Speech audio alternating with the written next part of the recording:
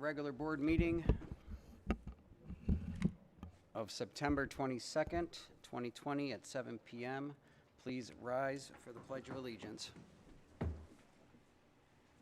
I pledge allegiance to the flag of the United States of America and to the republic for which it stands, one nation, under God, indivisible, with liberty and justice for all. Clerk Berry, please call the roll. Supervisor Acciavatti. Here. Treasurer LaFata. Here. Trustee Anderson. Here. Trustee Joseph. Here. Trustee DeMink. Here. Trustee Vosberg. Here. Clerk Berry is here. All members are present. Item 4, presentations. There are no formal presentations tonight. Item number 5, department reports. I do have a couple real quick comments myself. A couple road projects to update you on. One is M19 is complete with the asphalt cap. It was a little scary there for a couple weeks when the joints were fixed and the cap wasn't on. That piece is done, and it is fantastic. You're going to see some work on Gratiot between 23 and 24 Mile for another couple of weeks, which is causing traffic backups and impeding our motorists, and that's an MDOT project. Sugar Bush Road, you'll see a little bit more work going on out there. I have had a ton of calls on the signage and on the barrels. The last piece of that puzzle is the Veterans facility entrance. So I would ask you for patience there. And road work is dangerous. It's very dangerous work. And the Macomb County family had a very tragic incident yesterday. When Macomb County Department of Roads lost a public servant, a young road worker from Chesterfield Township, a 26-year-old man. I know the family very well. I've known him all my life. On I-94 and 9 Mile. It's a tragedy that hit near and dear to my heart. These road projects and these construction workers put their life on the line trying to be public servants and help. So I ask you all to keep the Morissette family in your thoughts and prayers. And just give those road workers a break. And I really wanted to say that. I've known that family for a long time. That business is near and dear to my heart. I know we're frustrated out there when there's construction projects, but those workers gotta get home safely. So that's my only board comments. Trustee DeMink. I have a few, Mr. Supervisor. This is from Parks and Rec. This Friday, September 25th from 6 to 7:30 p.m. Bundle up and join us for an outdoor concert featuring Sonic Freeway playing the hottest dance hits from the 60s through today. Bring your lawn chairs, face masks, and hand sanitizer and snacks. This is a free community concert and will be held out front of the Township Municipal Offices. Come relax, take in the fall colors, and enjoy the crisp fall air. Plenty of room to physical distance and welcome to cooler weather. Next thing is Save Bats, Build Bat Houses. Eagle Scout candidate Zachary Graves came up with the perfect way to protect our park from pesky flying insects while helping these mammals find a safe place to live. Zach built bat houses, and his family, mentors, friends, and fellow Eagle Scouts teamed up to help him mount the habitats inside Brandenburg Park. Zachary demonstrated maturity in service and leadership in his undertaking of this Eagle Scout service project. Let his efforts propel him to the highest attainable rank in the Scouts program. Zachary is well on his way to be among the 4% of Scouts who earn the prestigious honor of Eagle Scout. We're looking forward to seeing the medal and badge he is awarded for his accomplishment. Thank you for choosing Chesterfield Township Brandenburg Park as your project recipient. You have made your community proud. And lastly, the Chesterfield Township Senior Center is closed and will remain closed in accordance with all executive orders. Engage with us through our Facebook pages at Chesterfield Township Parks and Rec and or Chesterfield Township Senior Center. Thank you. Trustee Joseph. Thank you, Mr. Supervisor. Just a brief update for the board and the public regarding the Selfridge Macomb partnership as it relates to the sustainability study that was started last year. The committee has broken into work groups. As a member of the technical work group, we had our second meeting last week. Of course, these are all virtual at this point. But the second meeting last week We are about halfway through what has been laid out as our kind of objectives, and the technical support group is looking at a number of things, primarily first being the base footprint, laying out what they call clear zones or APZ zones. Those are typically the zones that the military and just airports in general indicate that if there is a problem, it typically occurs on takeoff and landing. So they've designated some areas near the runway as what are called APZ zones.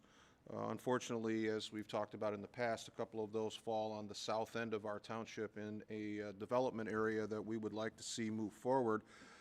So the compatibility study, it looks to identify all challenges, that being one of them. We have roughly 2 more meetings scheduled before the final draft in March, but the meeting upcoming will be to talk about some of the recommendations that we have put forward regarding specifically how does Chesterfield continue to enhance our revenue streams without negatively impacting base operations.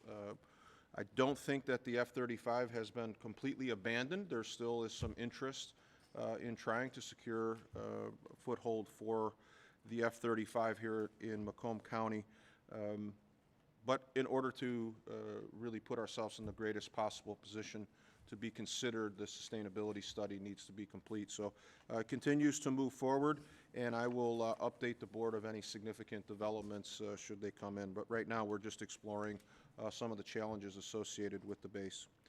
The other issue that I'd like to bring to the board's attention is that we continue to move forward on the master plan, which has a couple of more presentations in front of the Planning Commission before it reaches the full board consideration. I suspect that we will, as this board, we will probably not be voting to ratify the final master plan, at least under our current tenure. The requirement for the master plan involves a time frame of a 60-day submission to neighboring communities to contribute anything that they may have to add. But we should get very close to the end of the completion of the master plan process here in the next month and a half. So before we complete our terms in November, we will have a draft before us for consideration. That's all. Thank you. Clerk Barry. Thank you, Mr. Supervisor. An update from the Elections Department. Absentee ballots are scheduled to be mailed on Monday, September the 28th. Inside your absentee ballot envelope, you will find a small note in there letting you know that you may now track your ballot from the time it leaves the clerk's office till it goes to the post office and to the voter and then back again. So that is new software that we have implemented. It is called Ballot Scout, and it is an enhanced opportunity for voters to track their ballot from start to finish. So you'll know exactly where your ballot is on its way from our office or on its way back to our office. There will also be a link and a button available on the website under the Elections tab that will also allow you to link directly to that application. In addition, I'd just like to bring to the public's attention that we've had several calls regarding some confusion about absentee voting versus mail-in voting, and just like to provide some clarification there. Absentee ballot, voting an absentee ballot, whether you choose to have it mailed to you or you choose to come in and pick it up at the office or vote it here, it is all the same ballot. It goes through the same process. It is provided to the voter in the same way. The only difference is that in one case it is mailed, and in the other case the voter comes into the office and votes it here in the office. So there is some confusion with regards to the Secretary of State and other interest groups who are trying to make a distinction between the two, and there is none. The process in our office is the same. The only difference is where you vote that ballot, so or whether you have it mailed to you or whether you pick it up here in the office. So there is no difference. All voters are now eligible to request an absentee ballot without any reason, so therefore you can come in and request an absentee ballot at any time. Those are available in our office on the 24th. We are prepping those now, so if you would like to come in, receive an absentee ballot, you can certainly do that through our office or request it to be mailed to you. And in that case, the first batch goes out on the 28th of September. Also, we would like the public to be aware that we are not mailing any ballots or any absentee ballot applications that are not requested. There are several interest groups, the major political parties. Also, I believe the post office might have mailed a confusing postcard saying you can vote by mail and so forth. The Chesterfield Clerk's Office is not mailing anything that is unsolicited to you. So if you are receiving those materials, they are coming from outside groups, not this office. However, you may use those absentee ballot applications to submit, to request a ballot from us, but those applications do not come from our office unless they are requested by the voter. So just like to make sure that those clarifications are made. If there are any questions about any of those processes or anything that you see in the media or on social media that concerns you, please always know you can call our office and any one of us will be able to help you. Any further department reports or department heads? Seeing no further department reports, we'll move on to item 6, which is the consent agenda. All items under the consent agenda are considered routine by the board and will be enacted in one motion. There is no separate discussion of these items. If discussion of any item is required by a board member, it will be removed from the consent agenda and considered separately. Public comments on the consent agenda items are permitted. 6A, approval of the minutes of the regular board meeting of September 8th, 2020. 6B, approval of the agenda with addendum if necessary. Item 6C, approval of the payment of bills as submitted by the Finance Department. And item 6D, approve a recommendation by the Department of Public Safety to pay an invoice from Apollo Fire Apparatus Repair in the amount of $13,100 from GL number 205-336-863-000. Is there a motion? Motion to approve the consent agenda as presented. Motion by Clerk Barry. Support. Support by Trustee Demink. Discussion. Comments from the public on the consent agenda. Motion by Clerk Barry, support by Trustee Demink to approve the consent agenda as submitted. Clerk, oh, we got a public comment.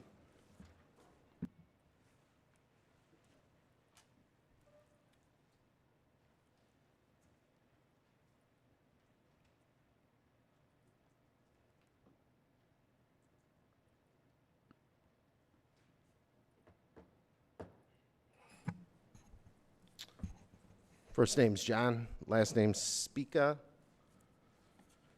I'm going to ask the board members if they could please pull out their pamphlet of bills. There's a couple questions that I have regarding some items on the bills. Do you guys have your packets, or?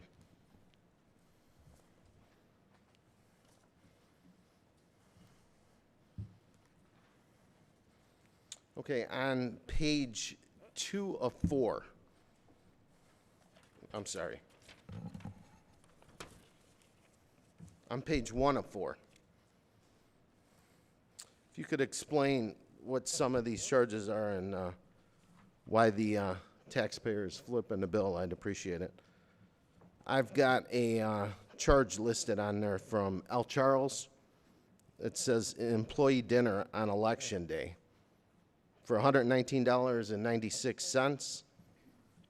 Right underneath that, I've got Father and Son's Pizza for $65.67. Underneath that, I've got Kroger's Bagels and Donuts for elections, $127.51. If you go a little bit further down in the same column, if you follow where I'm going, I've got a Kroger. Actually, I have 2 items from Kroger for beverages and snacks for elections. One's $139.32, and then the other one is $84.56. So I guess my question is, getting back to the original statement, our author of the ethics policy, Cindy Berry, again, has violated Chesterfield Township's purchasing policy. How ethical is it to waste taxpayers' money in the amount of $537.02? I'm asking the clerk to pay back out of her own personal funds the $537.02 or resign. I've had enough of these shenanigans as a candidate running for office and as a resident of this township. I've had enough. I've had enough of her wasting hard-earned tax dollars. Our township is suffering. We have people that can't pay their mortgages, water bills, and put food on the table. We have residents that are suffering every day in this township.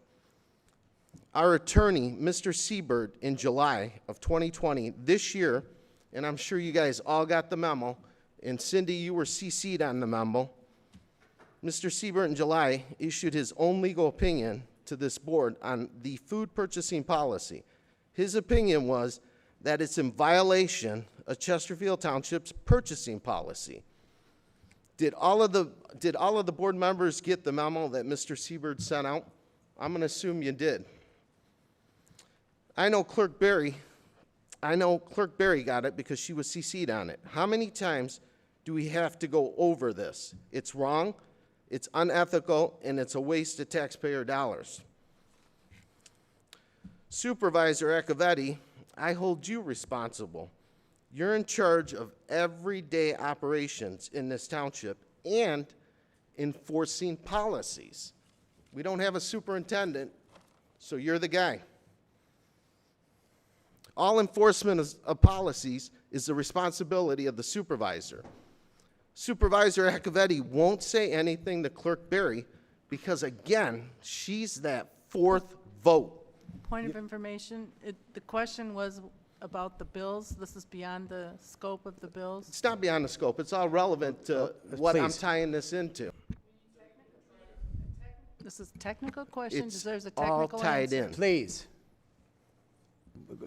Trustee Vosberg, your question. I think the question should be answered, addressed about the spending. I think the rest is not germane to the spending of this. Thank you. Thank you. Again, she's the Wrap fourth- up. Your time's running out, so wrap up if you can. Oh, I have a time limit on this? Isn't this the open? Just continue, please. Okay, I just want to make sure we're on the same page.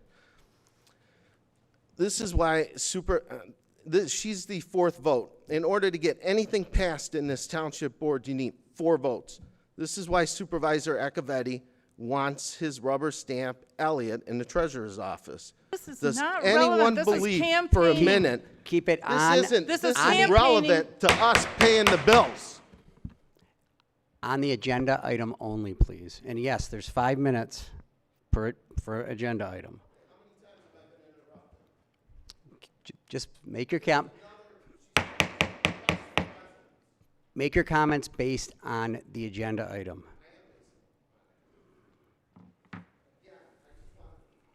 Again, I just wanted to point out, $537.02 was wasted of taxpayers' money. Thank you, Mr. No, I'm not done. I have other questions regarding. You got about 45 seconds left. On page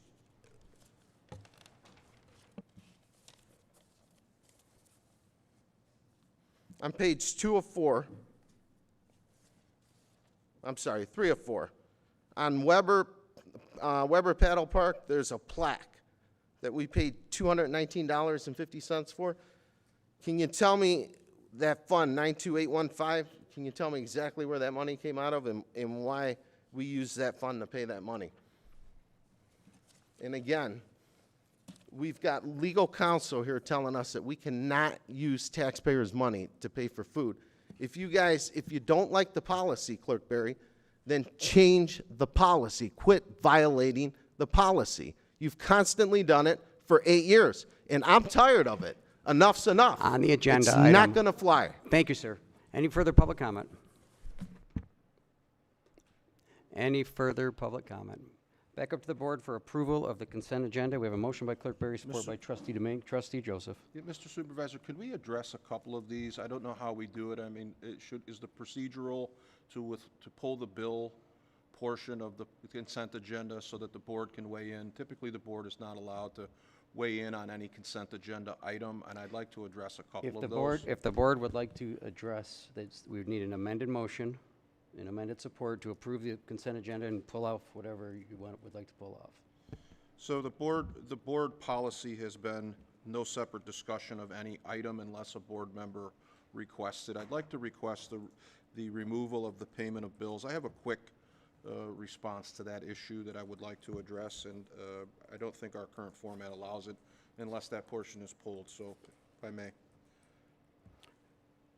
Are you asking the motion maker for a friendly amendment to approve the consent agenda minus item C? If that's the approved way, then It that's, probably yeah, is. okay, that's what I would like. The other way you could do it is with an addendum. It's not that lengthy, it's just a Clerk simple Berry. request. I'd be happy to accommodate. Thank you. Continued support? I'm fine. Of course. Okay, motion to approve the consent agenda items A, B, and D by Clerk Berry, support by Trustee Demink. Clerk Berry, please call the roll. Clerk Berry, aye. Trustee Demink. Aye. Trustee Anderson. Aye. Trustee Joseph. Aye. Trustee Vosberg. Aye. Treasurer LaFata. Aye. Supervisor Acciavatti. Aye. The partial consent agenda is approved. Item 6C, do I have a motion to approve the payment of bills? So Motion moved. to approve. Sorry. I'll second that. Motion by Trustee Joseph, support by Clerk Berry. Discussion. If I may.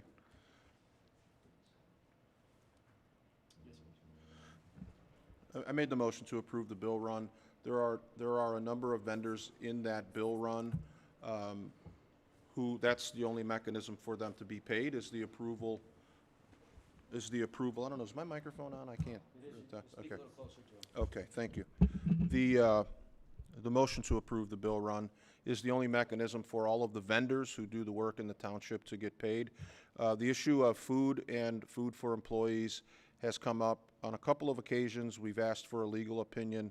The legal opinion is that it is not to be provided. I have no real mechanism for doing anything about it.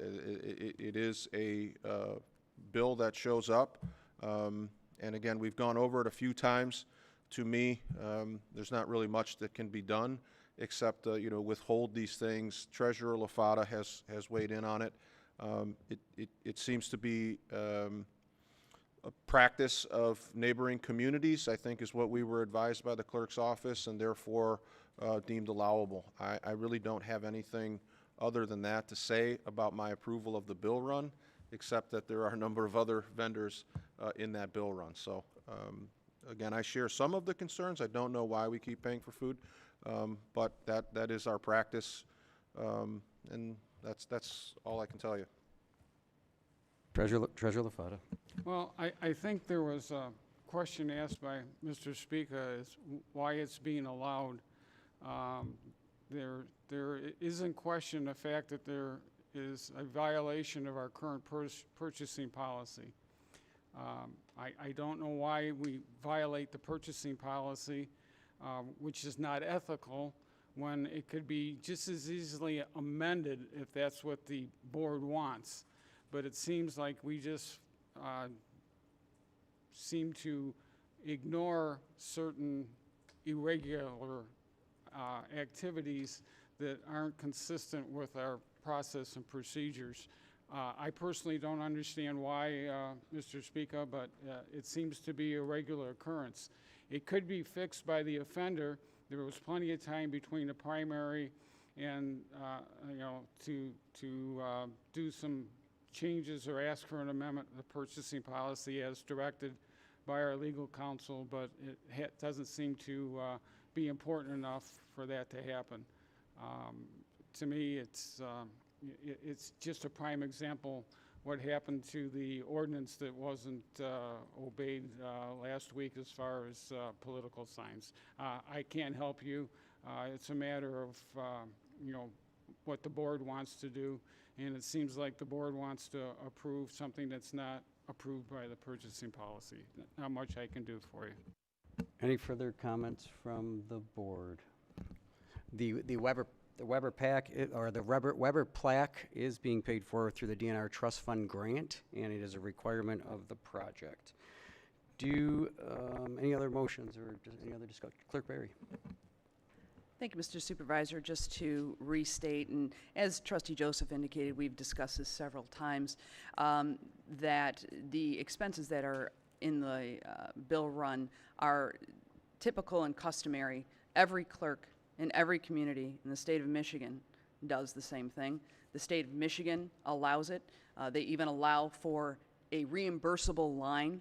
The state of Michigan reimburses all clerks for those expenses. And I can certainly understand that someone who is not a clerk, who does not run elections, might have a difficult time understanding that and why it is provided.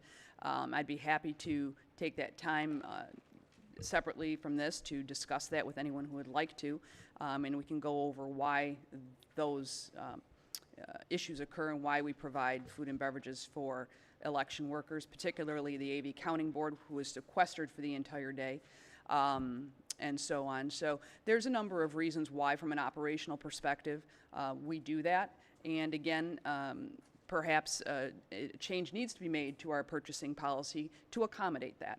And I would be very happy to do that, and I have no problem doing that. My apologies for any perceived violations that there are. They're certainly not our intention, but this has been a regular and customary charge and expenditure for every election that I have ever been here for, before me, in fact. And all clerks throughout the state of Michigan do it, and there's a reason why for that. So the state agrees with us, and that's why they reimburse us for those expenses for reimbursable elections. Thank you. Motion by Trustee Joseph, support by Clerk Berry to approve item 6C. Clerk Berry, please call the roll. Trustee Joseph. Aye. Clerk Berry, aye. Trustee Anderson. Aye. Trustee Demink. Aye. Trustee Vosberg. Aye. Treasurer LaFata. Aye. Supervisor Acciavatti. Aye. Motion passes. Item 7 is the regular agenda. Item 7A. Item 7A is to approve the second reading and adoption of Ordinance Number 183, amending the Chesterfield Township Sign Ordinance, Sections 52-1 through 52-11 of the Chesterfield Township Code of Ordinances, to provide for pedestrian and vehicular safety, prohibiting specified types of signs, providing for provisions regarding sign area, illumination, location standards, permanent signs, temporary signs, and non-conforming signs, and repealing any and all ordinances and/or resolutions in conflict therewith. Do I have a motion? Motion to approve and adopt ordinance number 183 as stated. Support? Motion by Clerk Berry, support by Trustee Joseph. Discussion. Director Palin is here, and this was, Rod with Giffords was here last weekend and give a presentation. If you want to give a quick update, you can, or you can just leave it up to some questions. Yeah, like you said, the last meeting was here for introduction, first publication. Now we're here for the second reading and adoption. We got the presentation. There hasn't been any changes, so if anyone has any questions, I can answer them. Questions from the board? Comments from the public? You got one coming in behind you.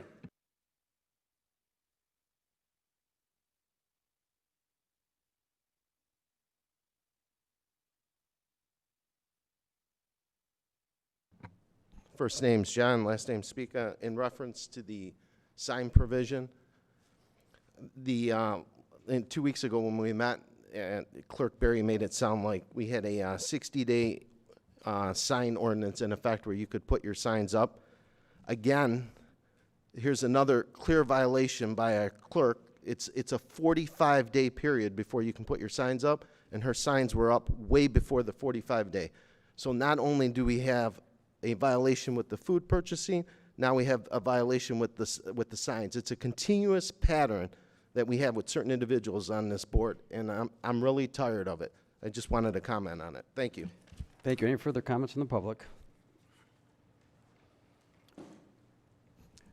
Seeing no further public comments, I'll bring it back up to the board. Motion by Clerk Berry, support by Trustee Joseph to approve item 7A as submitted. Clerk Berry, please call the roll. Clerk Berry, aye. Trustee Joseph. Aye. Trustee Anderson. Aye. Trustee Demink. Aye. Trustee Vosberg. Aye. Treasurer LaFata. Aye. Supervisor Acciavatti. Aye. Motion passes. Thank you, Director Palin. Item 7B. Item 7B is to approve a recommendation by the Department of Public Safety to adopt Resolution Number 2020-32, the Macomb County Hazard Mitigation Plan. Motion by trustee Demink, Second? support by clerk Barry. Chief Miller, welcome.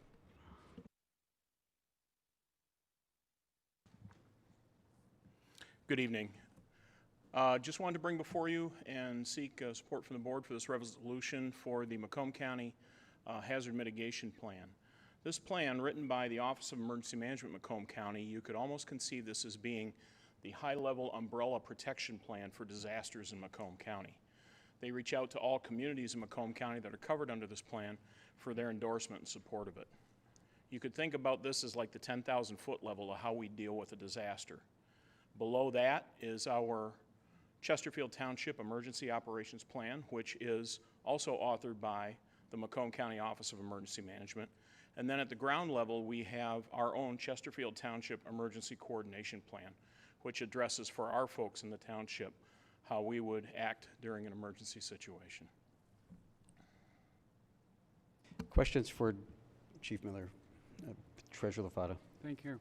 I read through this. There's quite a few pages. I was more interested in Chesterfield Township. And going through this, I'm always interested in mitigating risk. Yes. And what it does is it has a section in here of priorities, which says our township supervisor is responsible. And for everyone like priority one, there's a cost for priority one. It says mitigate flooding of canal south of Field Street, section 32. And there's an estimated cost of $2.5 million. There's quite a few of these, lots of money. After going all through these and looking at the mitigation, which would be really great because that would help, the issues for flooding, there's like a disclaimer saying that funds might not be available. It's kind of, after reading all this, it's kind of disheartening saying that we're doing all this and then the end result is nothing might happen, which is to me kind of sad. Sure, I completely understand. And if I might, that this has also been endorsed by FEMA at the federal level. And the thing that they would look for in the plan is should an event ever happen, such as significant flooding or something like that, if we have these components in the plan, it might help us to be able to recover funds either from state or federal disaster funds. Not done yet.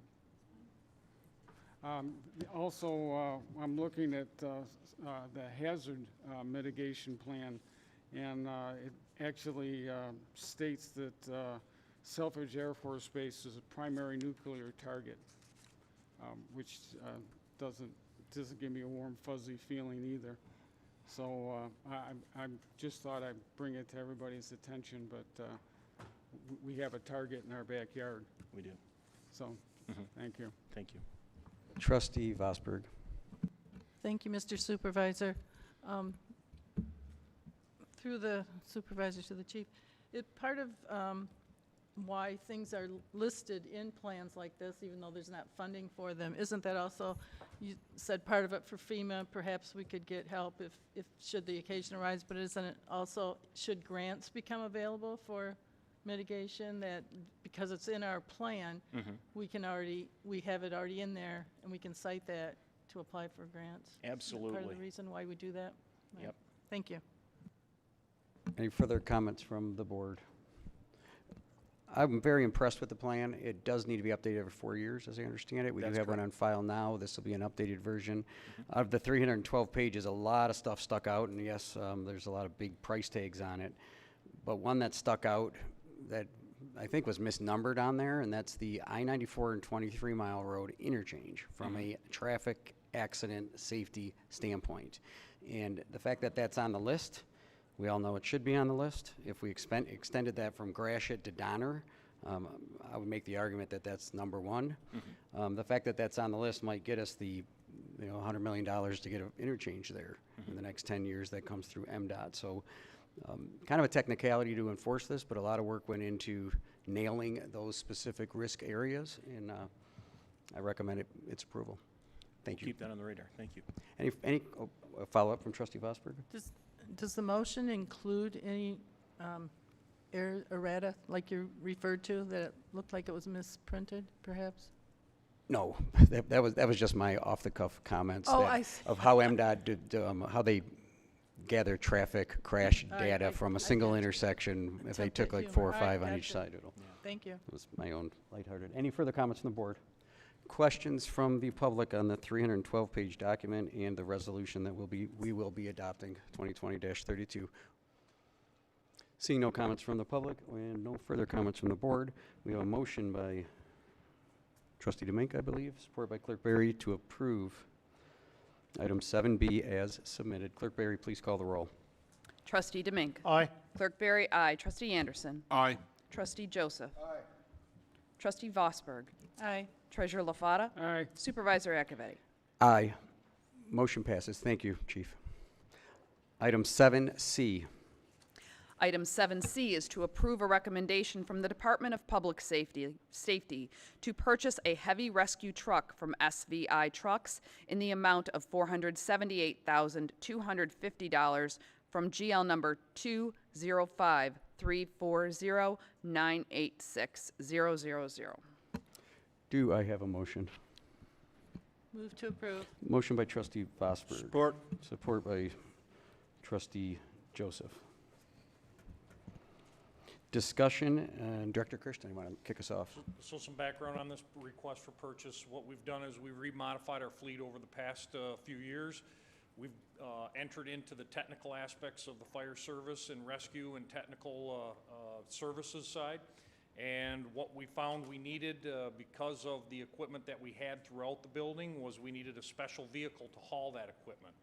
What you see here in front of you is the original request that we included in our capital plan 2 years ago when we began to research this. This style of truck is basically a toolbox, mobile toolbox, as Chief Miller had pointed out when he first came here. We set a budget for this purchase. It was $500,000, and we spent the last year researching, seeking bids. We put requests for proposals out on Mitten. And we spent the last year refining it. What we found out was this truck was too expensive for us. Prices came in $525, $530. So during that process, we sat back, as a group, and rethought where we wanted to be. This vehicle that you see in front of you, although it will not be green, it'll be red. It'll fit the color that we have of our trucks. This is the vehicle that we're looking for. It'll be slightly bigger than what you see here, but this came in well under our budgeted amount.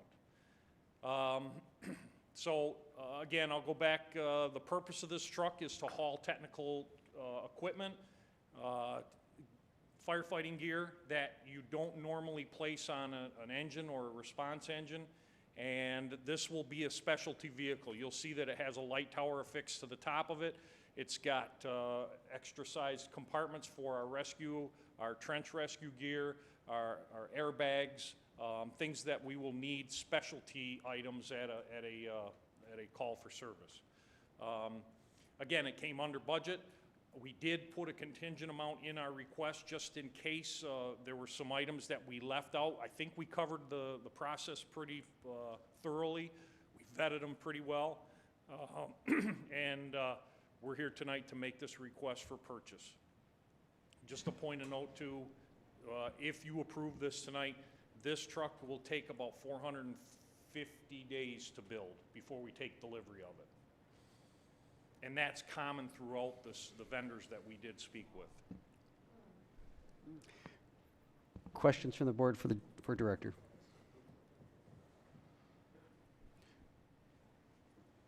Trustee Joseph. I'm sorry, just a real quick one. I was looking in my packet. Obviously, there's a number of ways to configure the truck with the tools, so the truck being the toolbox. What are some of the common items that would be part of that sort of rolling toolbox? What are the things that you know, that truck is equipped with, and what are standard equipped tools and what are, you know, tailor-made to our township needs type things. And what do you see the total cost after, you know, outfitting the truck with the tools that you need, Chief? Well, right now, what we picture for this vehicle is we have stuff scattered throughout. We have a small trailer that has confined space rescue equipment. We have bags of hazardous materials, response equipment in the stations that the crews would have to run and grab and put on the truck before they go. The goal with this is to bring all that together. So the idea would be that one or perhaps two firefighters, when called, could get onto that vehicle and we'd have everything consolidated. Our jaws of life would be placed on there. Equipment for vehicle stabilization, that is if a car comes off its wheels, that we could secure it in place with raker struts. All of our dive rescue equipment for water rescue and that sort of thing. Not only do we cover our waters along our border, but also any ponds and bodies of water, even so much as a swimming pool or something like that. All that stuff will be concentrated on this one specialty response vehicle that would also become more or less a jewel for Chesterfield when we work with our neighboring departments. For example, Shelby Township, Sterling Heights, they all have specialty vehicles like this. And all of our communities come together with special teams for chemical spills, building collapse, and different things like that. We would now be able to become a good neighbor to work with our neighboring teams for something like that. The reason I ask, and I think you answered it perfectly, having attended a number of the open houses and getting a chance to see firefighters, you know, work with different scenarios, and they put on demonstrations for the public, specifically Jaws of Life. That's an art as well, having to know all of the sort of tactical points of where you can, you know, sometimes it's just, you just go at it, but there are certain models of vehicles and trucks that I know our firefighters and officers get familiar with, because if they have to extract somebody from a wreck, knowing the properly engineered points to get in most quickly, and seeing the training under your leadership, Director Kirsten, where we go to a more specialized rescue operation, not only in confined space, vehicle accidents. I know this is something that the department, the Public Safety Department, and Chief Miller, you prided yourself on in becoming experts in a number of these areas. It requires additional training, and then once you have the training, you have to give the trained staff the equipment, and this is another piece of the puzzle. It's been a multi-year plan, and I'm really proud of the department and the way that we continue to train our people to be able to handle very unique situations, and as you indicated, become the go-to community in our county for specialized rescue. These things don't happen very often, and it's cost prohibitive for every community to have that kind of investment. We get back our investment on mutual aid runs from other departments, and this is our contribution to our community as well as helping out our neighbors. It's just another great addition and a very well thought out and well planned expenditure. It's been in the works for years, so great work on this, both Director Kirsten and Chief Miller. Thank you. Any further comments from the board? Quick one from me. This is very satisfying in that we're wrapping up about 4 years of every major piece of equipment we have. Started with two of our big fire station replacements in 17. These are 20, 30-year assets. Refurbishing the aerial trucks, working on the other trucks to, it's the last major purchase and it's the last piece of the puzzle. I'm glad that it was part of our capital improvement plans every year. This was an expected expenditure. It was approved in 2021 and 2022, which is when the bulk of this expense will take place. Is that correct? Yeah, that's correct.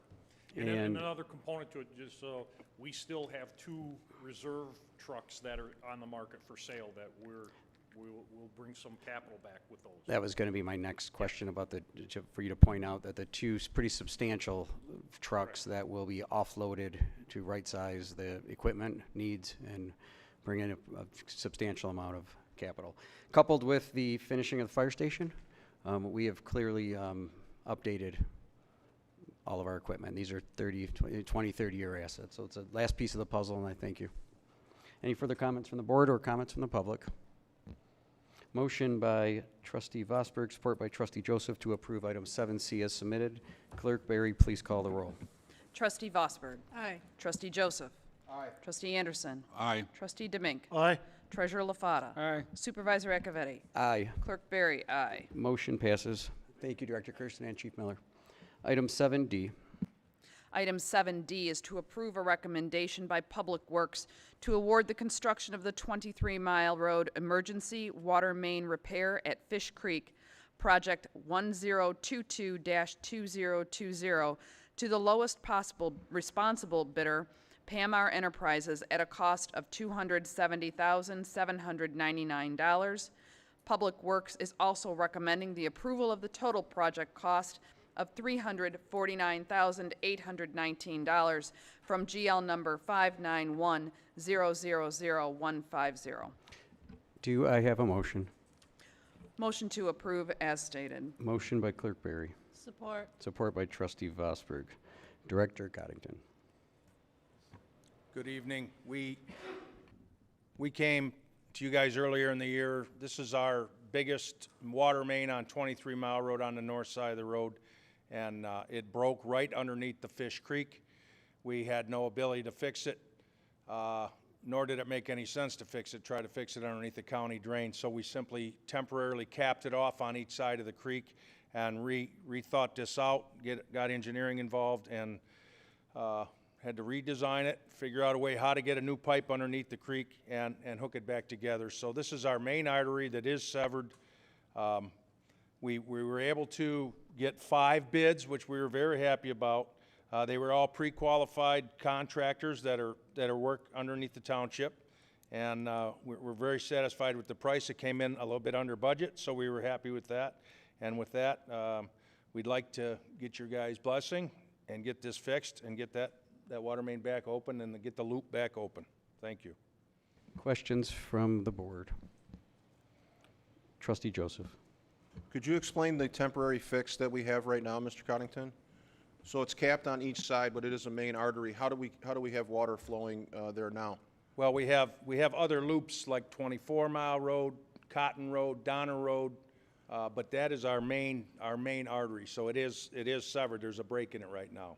So that is, we're just taking advantage of like temporary redundancies in the system, but that is kind of risky to go much longer. I mean, we definitely, we can't utilize the redundancies. Those are in case of emergency, which we are in. Fair statement? Yes, absolutely. And then, Mr. Supervisor, just a quick question for you, and I don't mean to put you on the spot. I know your family and the relationship to Pamar, there is no personal interest or holdings of any type. I'll be making a comment when it Appreciate comes that. time Thank for you. me. No further Thank you. questions. Any Thank further you. comments from the board? Oh, Clerk Barry. Director Coddington, any idea on the timeline for a project completion, and will it be necessary to have any traffic disruptions right there on 23? I live right there, as you know, at 23 and Sass, right where that's at, and it tends to get a little dicey there traffic-wise. So just kind of curious in terms of what the timeline is for completion of the repair and what sort of traffic interruptions or road interruptions we may see there due to that. The majority of the repair will be done well before winter. We hope to have this main back in service within 6 weeks. Most of the work will be done on the right-of-way, on the green belt of the right-of-way off the road. There may be occasions where we have to go and take one lane, and if so, we'll only do that on a temporary basis, like during the day, and move everything back off overnight. Thank you. Thank you. Any further comments from the board? Hold that one second. One from me. I'm going to have a request from the board. I have conferred with the township attorney. Pursuant to Section 11 of our board rules, I ask for an excuse from the board to abstain from voting on this award due to the potential of an appearance of a conflict of interest. Although I have zero ownership and zero direct involvement with Pamar Enterprises, that company was founded by my mother and father and is partially owned by a sibling of mine. So at this point, our board rules do request and it has to be unanimous, approval for me to abstain from this item. I would ask for that approval. Mr. Supervisor, I would make a motion to excuse Supervisor Acciavatti from the vote on this item. Second. Motion by Clerk Barry, support by Trustee Demink. Discussion offered on the motion. I do believe there is. Mr. Supervisor, my question is to you. I was under the impression there was no family connection to Pamar. Did I understand you correctly to say that you have a sibling who is a partial owner of the company now? That's correct. That's correct. Okay. And the firm was founded by my mother and father, P.A. Pat Sure, yeah. Acciavatti, M.A.R. Mary. Oh, So okay. there was a little bit of that. And it's important to note potential of an appearance of a conflict of interest, and that's what I am attempting to disclose, and I think it is prudent with my history with that firm, and that's what I laid out there. Any further comments from the board on the? I'm sorry, I just had a follow-up. Okay, go ahead. Mr. Coddington indicated that the Only on the abstention. It does relate to this in terms of the pre-certification of all of the bidders on this contract. Is there any concern about the inclusion of a predetermined vendor who is a relative? So I guess what I'm asking you is, I respect and appreciate your withholding vote and abstaining from the vote, but the process involving, like, it brings the bidder all the way to the board, should that vendor be removed as a potential? I guess that's the. So I would leave that up to, again, when I was involved with this company, and I have not been involved since 2012, any decision-making or any financial piece of this company at all. However, from 1975, when I was about 4, till 2012, and I'll let Director Coddington speak, hundreds of miles of water main, hundreds of miles of sewer, tons and tons of work here. So when I did come in the door, I had this discussion about contracts and do you see an issue here? I don't see there's no issue here from my perspective. Frankly, I don't need to recuse myself with conversations with the attorney. However, I think it is prudent to disclose that. I'm very proud of my work with that company. I'm very proud with the name being after my mother and father. With my history there, I think it's just important for me to distance myself, because that was my life until 2012, was that business. Director Coddington, I don't know if you want to speak to the pre-qualified contractor lists we have and related to MDOT and basically how the contract essentially solves all these problems. Yeah, are you asking me how the? Just procedurally, can we take a vote on the motion, which is on the table first, which is your motion to recuse? Absolutely. And then go into the, because I have some follow-up questions for Mr. Coddington on the issue you just raised. But as to the motion to There is a recuse. motion by Clerk Barry, support by Trustee Demink, to approve, or no, to recuse Supervisor Acciavatti from voting on item 7D. Clerk Barry, please call the roll. Clerk Barry, aye. Trustee Demink. Aye. Trustee Anderson. No. Trustee Joseph. Aye. Trustee Vosberg. Aye. Treasurer LaFata. Aye. Supervisor Acciavatti. Aye. The motion fails. Moving on to item 7D. Any comments for Director Coddington? I would just like to follow up on the question. So I respect the position that you raised, and the abstaining from the vote is a clear indication that what the attempt, as I interpret it as, is to remove any doubt. Whether or not there is or isn't a conflict, the supervisor's decision is to rule in the idea of any appearance, and I applaud that. But I know how strongly you feel about this particular company. This is your family's life work. This company, as you pointed out, takes the name of your parents, and you have a sibling that is currently working there. What I'm concerned about is all of the individuals who report to you, are aware of the Pamar connection to the supervisor. does that lend itself to an unfair, bid process? So I would appreciate the weighing in of the department head on this issue in terms of the relationship to the township and Pamar.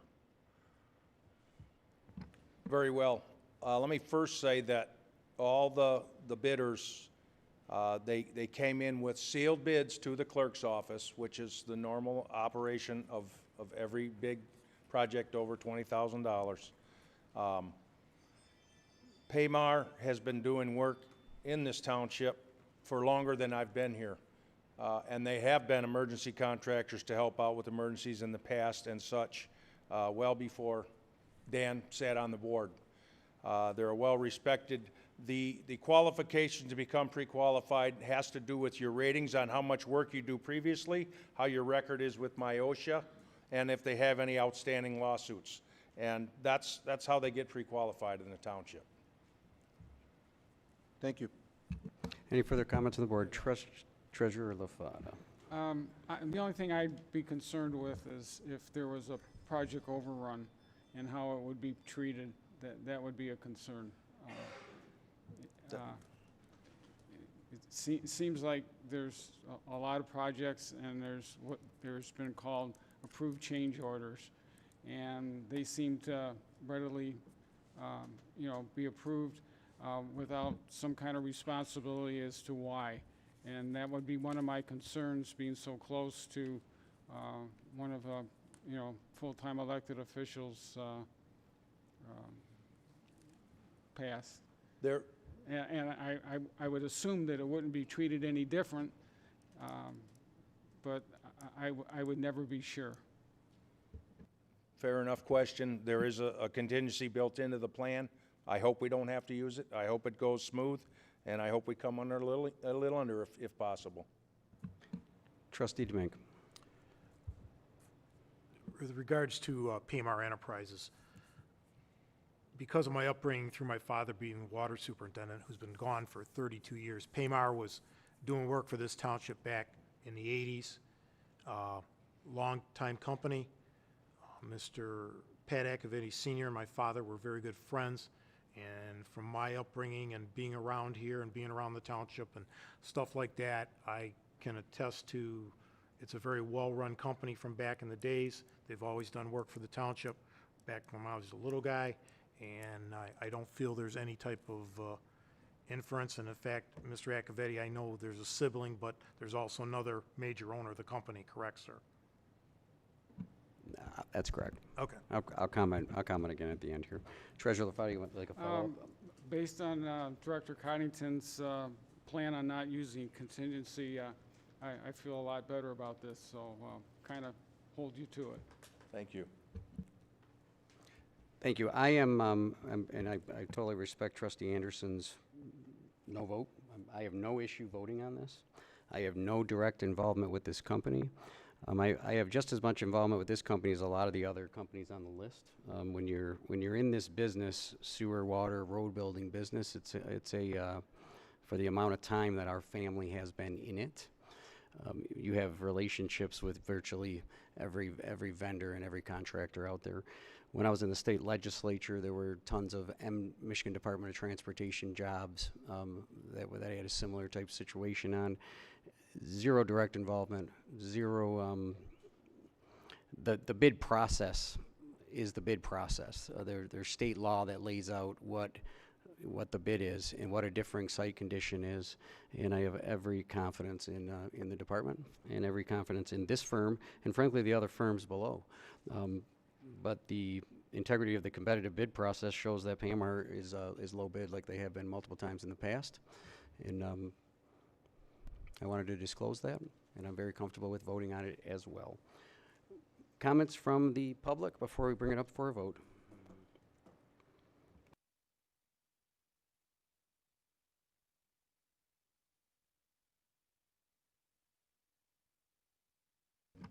Joe Kadich, live on Sutton. I have no problem with this project. My only concern is for the last 4 years, basically, we've been told that the water main along 23 Mile, both of them, had to be replaced. and I presume this is part of it. Has any of the rest of it been replaced? Early in the year, when you formed your project detail and your budget, you said there was money in there to do that, but I've not seen any construction or anything going on. Has anything been done with the rest of the water main? If not, should that not be part of this whole project? We'll answer that. The director will answer that when you're done. Any further comments from the public?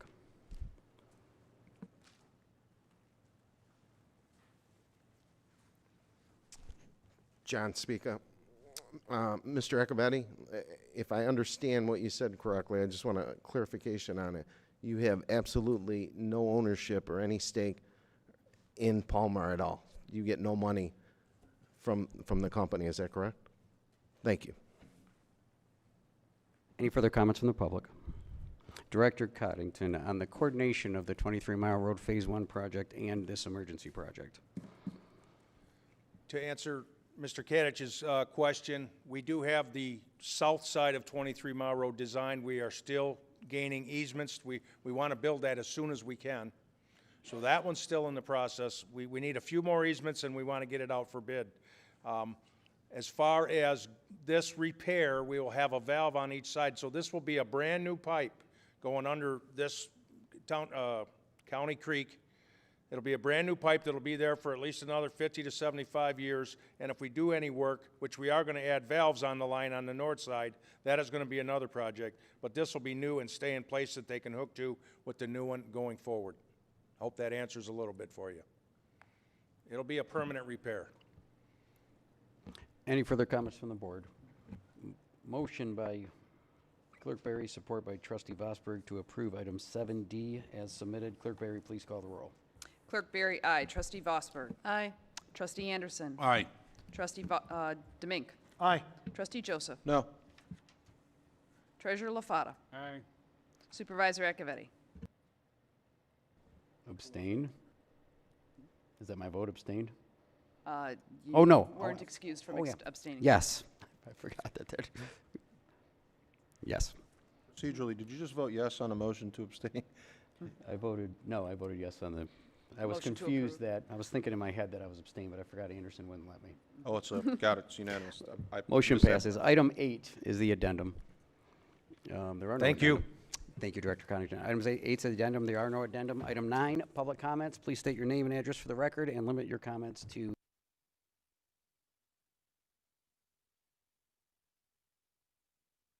If everything works well, I'm going to have a handy-dandy little stopwatch here. Joe Kadich, live on Sutton. Got some pass-outs.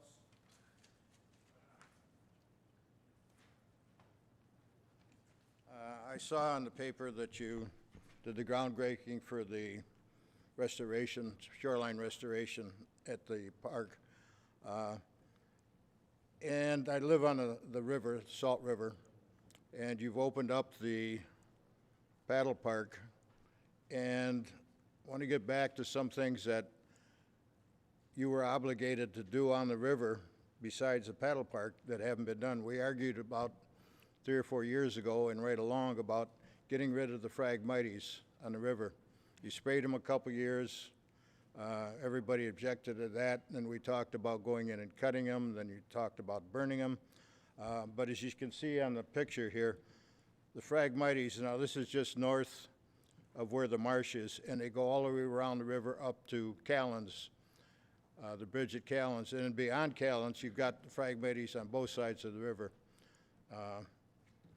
Now, last time we talked and we discussed this, you basically said that, well, nobody in the township really signed anything to take care of these, although you were adamant that you were going to spray them and everything else to get rid of them. So if you want this paddle park to succeed, you're going to have to do some maintenance. You're going to have to get in there and take out these phragmites. I don't know, we brought people in that showed how to cut them. Paul LaFata and I suggested machines you can buy. So that's one of the problems. The other problem, you can see all of the duckweed that forms on and covers the whole river starting in July. it's not really, it's more a sight thing than it is anything else. Something should be done to keep that clear. And when you get beyond the bend, beyond going way at the top of the picture there, the weeds in the river are so thick you can hardly get a paddle in without getting weeds on it. And areas of it through are hard to get through. Trustee Vosberg went through a couple years ago and found out, and that was just when there was water lilies there. Now, I don't know what underwater weed is, but it looks like Christmas trees growing through there. There's going to have to be a lot of work done on this river if you want it to succeed. I'll be happy to get with anybody and take them on a river if you wanted to send somebody else, and I'll show them what's out there. These phragmites, whether they're phragmites or not, basically have been coming loose and floating away from the marsh area. So I think that they're, wherever the roots are, they're in silt. So maybe with just a boat and a little bit of pulling, you could get a lot of them out of them and just get them out to shore. The other thing I wanted to talk about, when you had the meeting on the public safety tax setting, you had an open meeting, everybody asked questions. You said you'd answer the questions asked afterward. I never got my questions asked, so I'd like a response either now or you can talk to me, send me an email. But basically, I want to know how many patrol cars we have on the police beat round the clock. I wanted to compare it to what they were getting over in Macomb Township, where they have 6. And they use the sheriff's department for their 9/11 calls. They pay $5.4 million for that. They got 32 officers. The other thing, what article or what instrument or what Michigan law did you use to override the taxes that the voters had voted? And specifically, we had fire, police, and fire equipment. Now, you used some kind of instrument to go over that and say we're going to combine these now, and you use the money as you see fit for the budget. And it also brings in the fact that you can raise the taxes by 2 mills. I'd like that information, is just exactly what article and instrument did you use to bring that in. The other thing I wanted to say is we tried, when you were going through this sustainability study with Selfridge, to get some information out to the people that were in the flight area out of Selfridge, which goes directly over Chesterfield and returns over Chesterfield, because we were concerned about the noise from the F-35s. You never brought anything to bring to the public. If anybody was out last weekend, you heard what the F-35s sounded like. Thank you. You could tell they were. I'm all done. I put it up there, so thank you. Could I get an extra couple minutes? Thank you so much. Only if the board votes to suspend the rules, and I'm not sure if they want to do that or not. Any further public comment?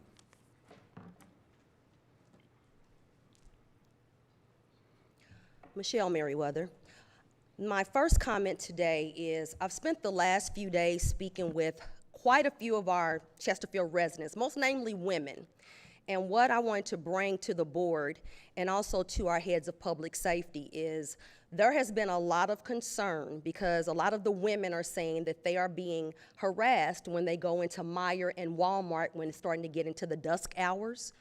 They are inside of the Walmart and the Meijers. They are having situations where they are having men that are approaching them, asking them for money. Many of our women are concerned because they said that they've had to ask managers or employees to walk them out. They're afraid to go in their cars. And I personally can attest to it because I had a situation that happened at Meijers. Now, I'm a little different. He probably was scared of me.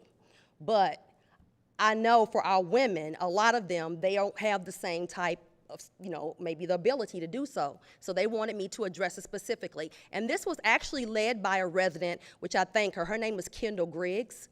And she said she made a police report about it, but what they're looking for now is a solution to it.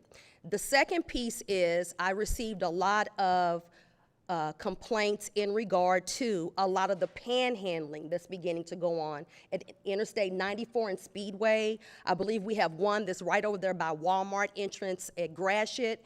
and there is another one, I can't think where this other one is, but the case being is, I know that individuals have certain rights, but what is happening, they're beginning to approach the cars.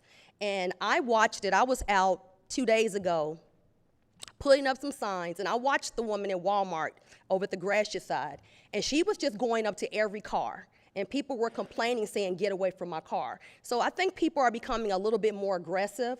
I do believe that our women especially, they should have a right that if they feel comfortable to go into a store at night, they should feel comfortable enough that they're not going to have anything happen to them. So I wanted to bring that up.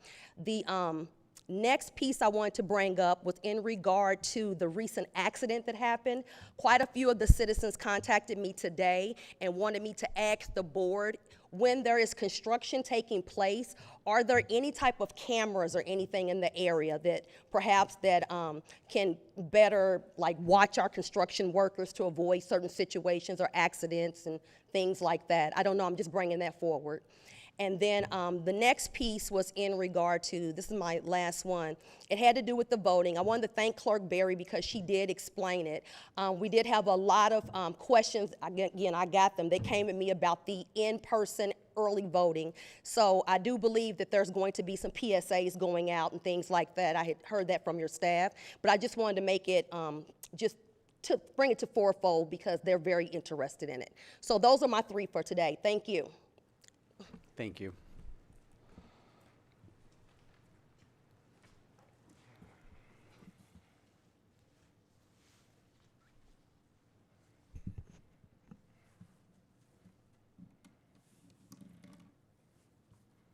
Good evening, Township Board and Chesterfield Township residents. My name is John Spica. This election is about people over party. Elected officials need to lead by example. As residents, we need to demand excellence from our elected officials. We should never settle for okay in our elected officials.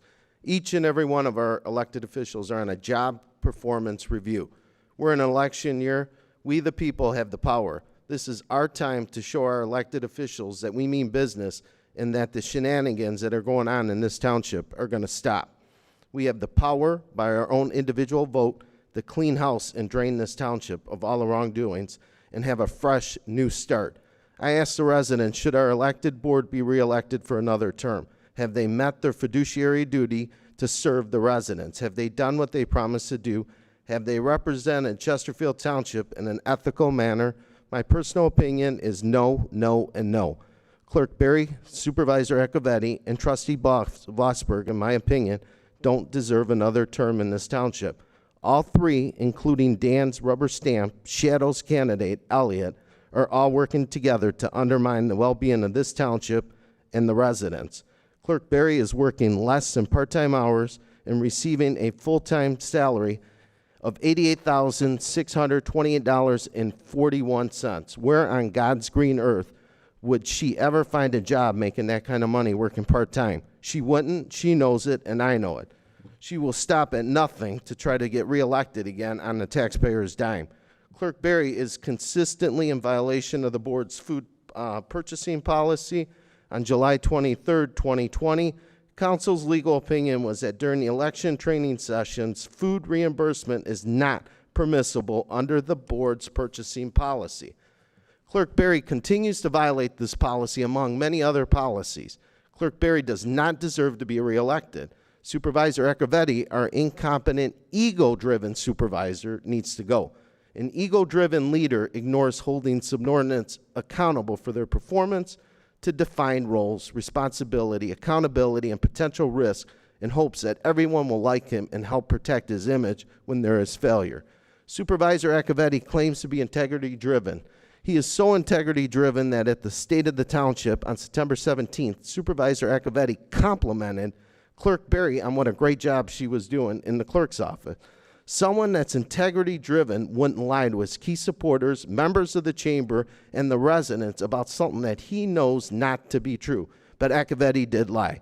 In his little short of 4 years, Acciavatti has grown government at the township, made paths, parkways, and trash carts priority over maintenance projects totaling millions of dollars. Hundreds of Acciavatti's improvements before completion will be over budget and without an annual maintenance cost or plan. Under Acciavatti's watch, we had the cell tower on Forbes and Jefferson to deal with, which he and his group of 3 were in favor of. Fire Station 2 closed. The Fragmite spray and using Roundup, a cancer-causing spray, was used even after the residents raised concerns and their disapproval. Missing township board meeting tape, open and concealed carry about employees being able to carry a handgun to work. His inability to lead has left this township with no insurance coverage. If there is an unfortunate incident, that means if an employee brings a gun to work and shoots somebody, the taxpayers will be responsible to pay the bill. Residents, we have no insurance coverage. In any workplace that I know of, a decision like that would have gotten Acciavatti immediately fired. Acciavatti's judgment is flawed and he can't be trusted. Now that Acciavatti got Paul Lafata out, he said, I'm very happy that we're not going to be working together next year. I disagree with everything you say. Does this sound like someone with integrity? Does this sound like someone that can lead this township for the next 4 years? No. Acciavatti is running his shadows candidate, Elliott, a rubber stamp for the treasurer's seat. He wants an open checkbook, no checks, no balances, no questions asked. If you look at Elliott's filings with Macomb County Campaign Finance, they are a train wreck. Whiteout, late fees. How can you be a treasurer if you can't even file your reports on time or correctly? You can't. The treasurer's office requires someone to dig through the data, scrutinize it, look at costs, and weed out wasteful spending. This position requires someone strong, smart, independent, and not bought and paid for by Supervisor Acciavatti. Someone that will stand up to the supervisor, weed out wasteful spending, and fight for the residents. And that candidate is John Spica. And I am not bought and paid for by anybody. Thank you, God bless, and good night. Thank you. Any further board comment or public comment? Terry Weston. I just got a quick comment or a problem that has been brought to my attention in my neighborhood. There's a lot of speeding going on in Stonehenge, and I really don't see too many police officers policing that up.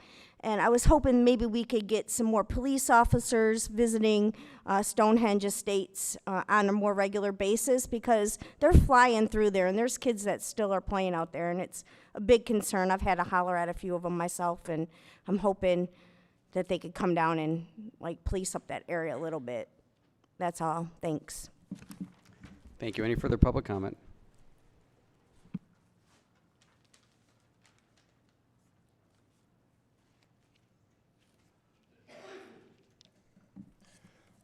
Paul Manley, 48112 Fuller Road, Chesterfield. Lady named Rita came to me and asked me to bring this up.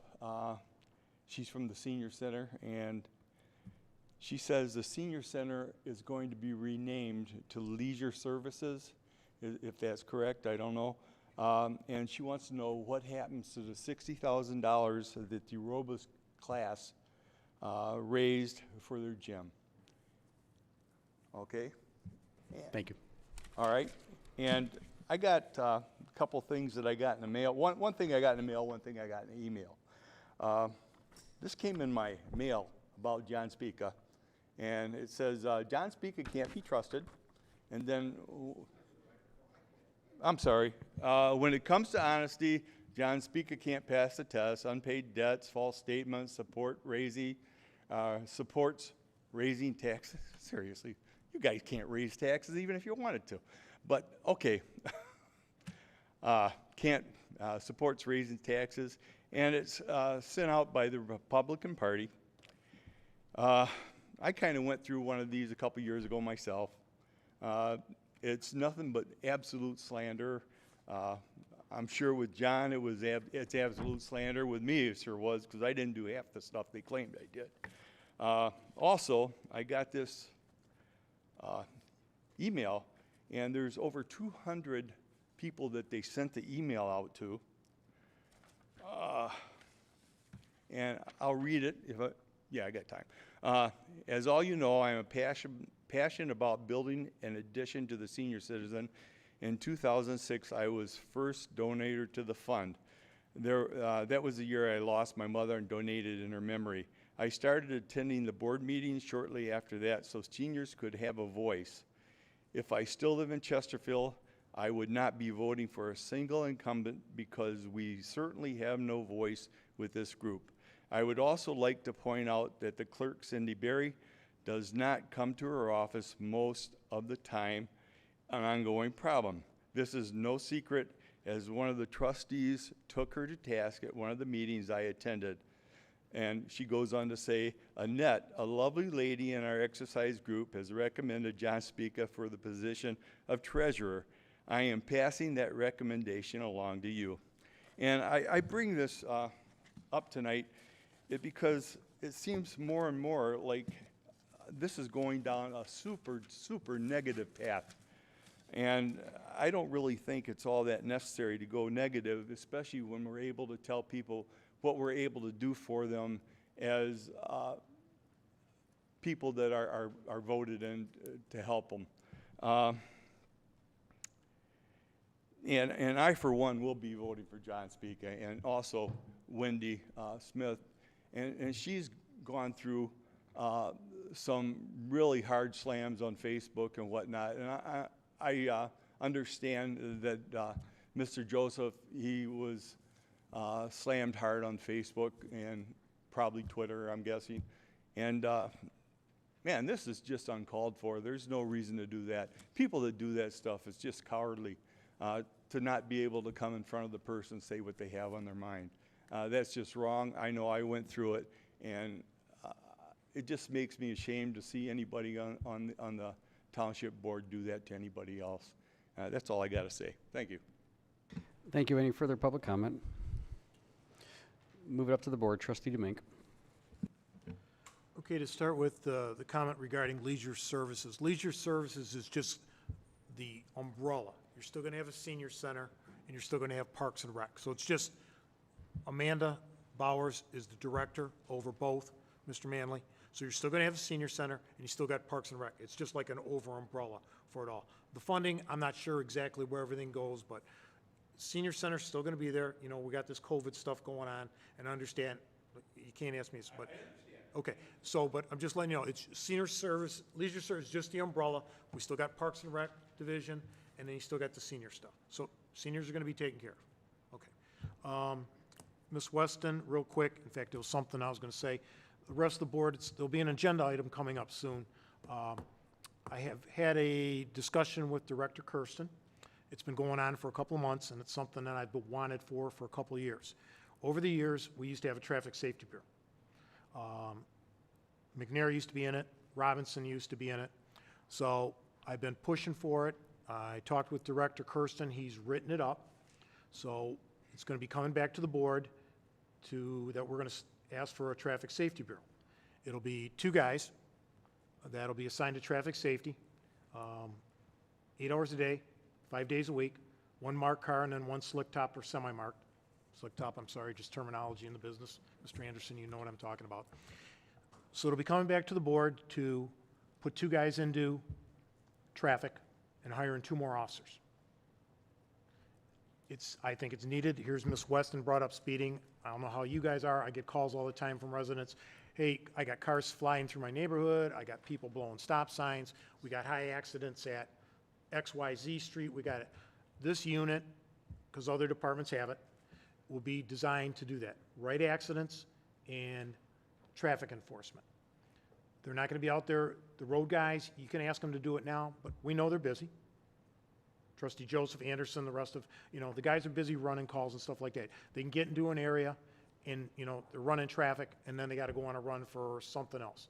This unit will be specifically for traffic enforcement. It's something that I've wanted for years. Director and I have had this conversation for a while. So the last couple months, I've sort of pushed the issue. It's going to be coming in as an agenda item soon. So hopefully the board will support it. Be 2 more guys on the PD.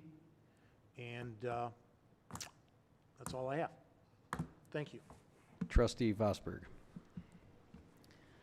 Thank you. I'd like to bring attention that on Saturday, October 10, the Historical Society is going to have a rummage sale at the Historical Village, and it'll be from 10 until 4. And then I would also like to address the issue about the Salt River. And the picture we were given actually was on a good day because the duckweed is just along the shoreline. Some days it's actually over almost the whole thing. And I've been on there a few times this summer, And I would concur, it seems like there's more weeds in there than before. You really get a good upper body workout when you go through there. But it's been my experience, my understanding, not my experience so much, is understanding that the more there's activity on there, the fewer the weeds will grow up as there's more activity there. So I hope to see more activity, and then also more working with the DNR and whoever else is able to help us with those issues. And one day I was there and I did see a little grassy island of Phragmite floating down the river. That happens a lot, and that's a good idea to just get in there and scoop it up and get rid of it. So thank you. Trustee Joseph. Thank you, Mr. Supervisor. If I could just try to address some of the comments we heard tonight. First, Mr. Kadich, I would have made the motion to extend, I would have made the motion to extend public comments and ask that the board suspend the 5-minute rule. The difficulty now, unfortunately, is I know that your comments were about a specific issue, but we do have, we're 3-4 board meetings out from a general election, and it gets a little bit political. And I think it's unfair to, expand for one and not the other. Then we're monitoring content, and I didn't want to do that. I was real close to asking for some additional time, but that would have meant a suspension of the rules for all public speakers, and it just doesn't seem right to do that when clearly there are campaign-related speeches being made. So I did want to address a couple of the issues that you raised, specifically on the patrol cars and how many of them are in the township. If you recall back many years ago when we paid for an outside consultant, one of the strong suggestions were that we take a look at the CAD data, the computer-aided dispatch system that we have in the township is state-of-the-art, and it can tell us when it's deployment schedules, if you will. So hot spots and areas and times when more cars are needed. So it's difficult, depending on what time of day you're asking, how many cars, what shift, what areas are they spending more time patrolling. I would encourage you to reach out to Director Kirsten, and he can put you in touch with one of his administrative team members who would be happy to go over that. You're a very well informed resident, and I think that you will be extremely pleased when you see the amount of data and thought that goes into the deployment schedule. It gets very tricky when you start comparing how many cars in this community to how many cars in another community. And I don't want to degrade the Sheriff's Department or make any unfair comparisons to what Macomb Township residents pay. I can tell you that their policing needs are dramatically different than our policing needs, and we've been through this a number of times. What they spend for their perfectly geographically square municipality is a lot different than a community like Chesterfield, which gets no mutual aid from the east unless it comes by way of boat. We have 6 miles of interstate that intersect our community that is uniquely positioned between 2 international crossings. You have the Blue Water, the Ambassador to our south. You have Gratiot and a bus system that intersects the community. You have difficulty getting east to west on the north end of the township because there's no overpass over 94 at the 24 mile. So we have a number of very difficult policing challenges, and quite frankly, it costs money. It costs additional money to make sure that our residents are safe. So in terms of the comparison of patrol cars and the deployment maps, please reach out, or I'll be happy to do it for you if you'd like, and I'd be happy to sit down with you and explain what I gather. In terms of the law that was used to override the approved millage schedule, I know that you're talking about the formation of the Public Safety Department several years ago, and what we had at the time, for those who weren't paying attention to the township back then, as you point out, we had 2 millages in the fire department, one for equipment and one for operations. In essence, one to pay for that mobile toolbox that we voted on tonight and one to pay for the staff to operate it.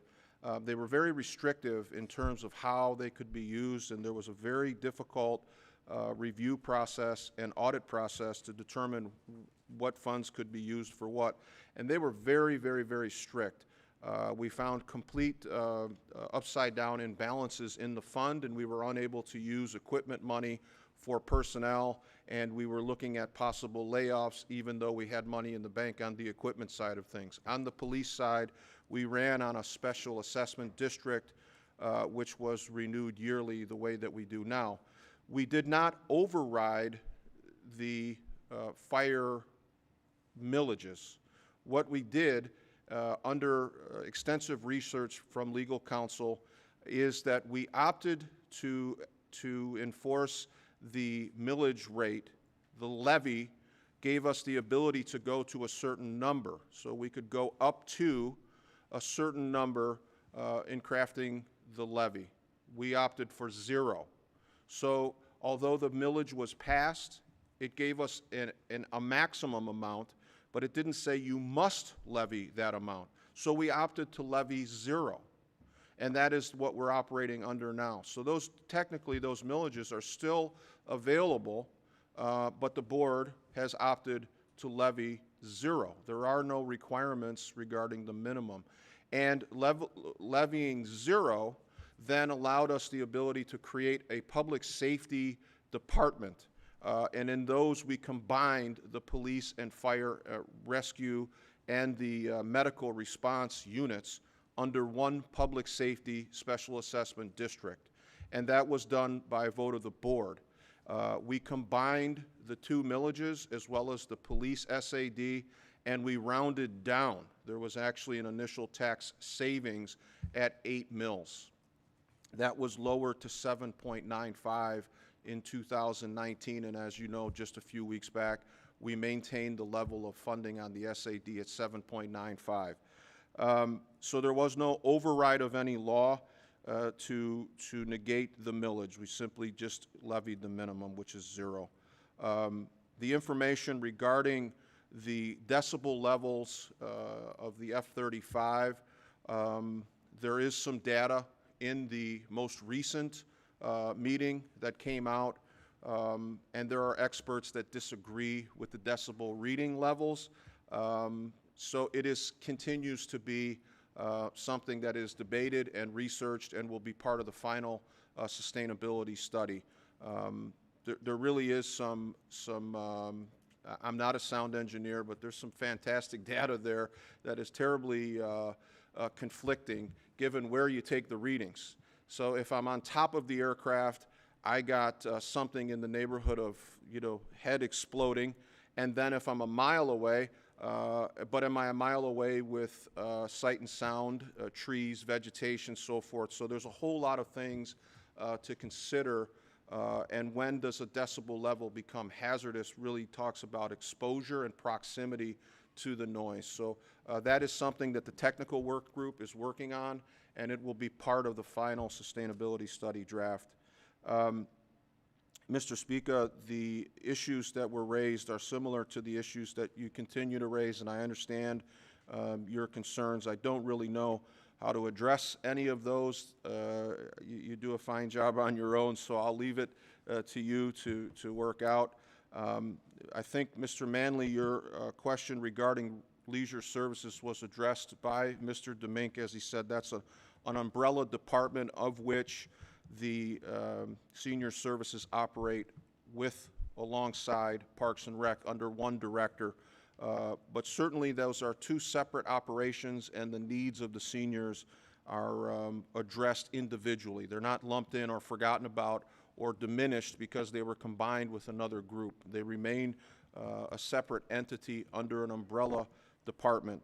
The speaker on the Ms. Merriweather regarding the panhandlers, it's an issue that comes up quite a bit, and I respond almost daily on Facebook to the same kinds of complaints and concerns that you raised tonight. There is definitely an uptick in the aggressive nature of how individuals are asking for assistance. it has gone really in a real short amount of time to an individual that just sort of sits pathetically with his dog and a sign to people approaching what I think, and I think you would agree in your presentation tonight, it certainly sounded like we were on the same page, that almost a profiling of potential victims is what seems to be happening.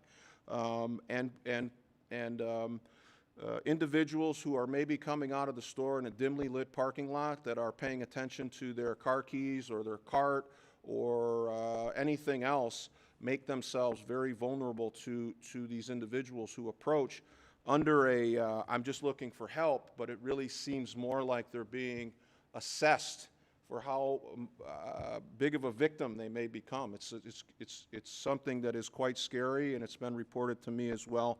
I've talked to Director Kirsten about strategies for enforcing the ordinance. Sometimes it gets a little tricky because individuals take up, they sort of camp out in a county easement, and the difficulty of enforcing ordinance is quite a challenge. But I think it's something that our police department is aware of, and it's certainly something that in talking with Trustee Demink as he moves forward trying to push with the Traffic Enforcement Division, something that has been presented to Director Kirsten as a current challenge for us and something that we really need to pay attention to.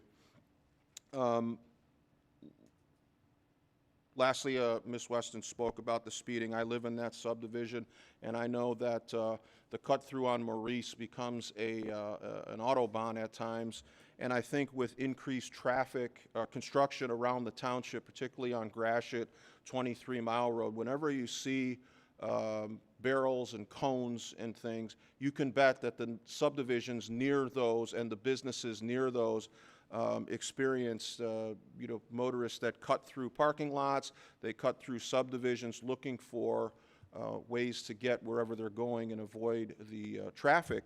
The difficulty is, of course, they continue the same rate of speed as if they were still on Gratiot or 23 Mile Road in the subdivision, and it becomes quite dangerous. So another area where I'm certain our police department is well aware. Lastly, I'd like to close with the other comment that Mr. Manley made with regard to the real ugliness of the campaign, and specifically on the piece that you addressed first involving Mr. Speaker. I saw that piece actually on the night of the primary. That was not a piece that was drafted contemporaneous with this election cycle. As I researched it, it was a piece that was sent out by the party involving a campaign that I think Mr. Speaker was involved with in another community, perhaps a state house race, I believe. It had nothing to do with Chesterfield Township, and so some of the issues that were raised in that piece obviously had nothing to do with, raising taxes and things, as you pointed out, because it wasn't a targeted piece involving Chesterfield. On the whole, I would tend to agree with your assessment with regard to the ugliness. It continues, and I know you referenced Wendy Smith. I know you meant Ms. Jones. I've talked to her, and the attack on her family, her daughter in particular, was tragic. I mean, it's just absolutely disgusting. But one thing that this election cycle showed me last go-around, you think that you got to the bottom of the barrel, then you kick the barrel over and you see that there's still room to go. There are some people that are just really vicious. They're just really, really nasty. As I said, throughout the primary, the campaign by our opponents was one tiger short of a Netflix series. Some of the current rumors and disgusting things going on make me think that maybe it's going into a Cinemax deal. So it's quite ugly all the way around, but I will tell you this. Between the last board meeting and this board meeting, I received a call from Supervisor Acciavatti. It was sincere. I won't go into the details of it, but I want to thank you for the call. It started out with a request to extend an olive branch. And anybody who's ever been in a civil war where your passions sort of take the better of you know that that is the toughest call to make, the call that says, I think we should go in a different direction. You have to be vulnerable to make that call because he could have You know, I could have responded with a whole bunch of no way, and, you know, he took the chance, and I appreciate that. It was a very big thing to do. And the tone of the conversation wasn't that we would agree on everything and that we would just live our lives in complete harmony with no you know, hiccups.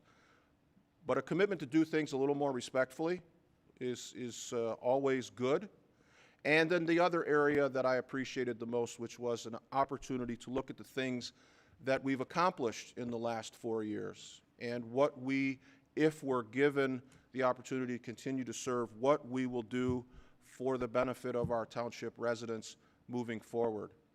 Those seem to be things more positive to focus on. It's the reason that I ran. I think it's the reason that he ran. I certainly do not want to end the last few board meetings with divisiveness and leaving Treasurer Lafata to ponder whether or not coming out of retirement to run for treasurer was worthwhile. You know, I don't want his final weeks and month or so on the board to be met with that. We've done some really impressive things. I'm very proud of some of the accomplishments that we've reached in spite of the discord. And so I would really like to focus on a couple of closing the loop on a couple of projects that this board set out to do, and focus on hopefully positive things to come. But it's not lost on me that that's not the feeling of everybody on this board. I am confident in my conversation with Supervisor Acciavatti. But Ms. Jones, you know, you're on your own. You're going to have to buckle up because your opponent has zero problems, and let your family know. That's just the way it goes. That's just the way it is. Trustee Anderson and I have decided to focus on some issues that we think are important, that we've accomplished. We'll continue to talk about the positive things that we've done and would like to do. You will not see any negative anything from us on any candidate. I am very proud of the Republican friends who are running for re-election. I've also made some friends with individuals in the other party, and I have nothing negative to say really about anybody from a campaign perspective. So we will focus on positive things moving forward. And again, Mr. Supervisor, can't thank you enough for the phone call. It was very much appreciated, and I will do my best to hold true to the things that we discussed last week. Thank you. Trustee Anderson. Thank you. Moment on my no vote on the exclusionary motion regarding agenda item D. Not judgmental at all regarding a contractor. Pamar, I understand, is an outstanding contractor. But I look at it this way, is that we're up here representing the public, the people that put us here. Strictly, we should. I know there's provisions for conflict of interest in that, but as public officials, we should be taking a stand on all these items and weighing in on them. And I know sometimes it's a little bit uncomfortable. Tonight might have been one of those, but that's now taken care of. The meeting started out, Supervisor Acciavatti was referenced at one of our residents, graduate of Anchor Bay High School, lost in a senseless accident yesterday. My last remarks are, today being the first day of autumn, the days are getting shorter, the nights are getting longer, so please be careful when you're out there driving at night on our roads and on our streets. Watch out for the pedestrians, watch out for the bicyclists, be careful, or the bicyclists, be careful. Thank you. Treasurer Lafata. Thank you. First, I'd like to thank my staff, Ellen Clark, Jessica Ashley, Carrie Whitfield, and Elizabeth Damaris for their dedication. Last Friday, before the last day of taxes, there were lines that were 8 to 10 deep at the treasurer's window all day long. Being dedicated, they weren't breaking for lunch when they should have, and lunch was provided at no cost to the township as a thank you to them. Second of all, I'd like to commend Trustee Anderson and Trustee Joseph for adhering to the township ordinance and not posting campaign signs more than 45 days prior to the election.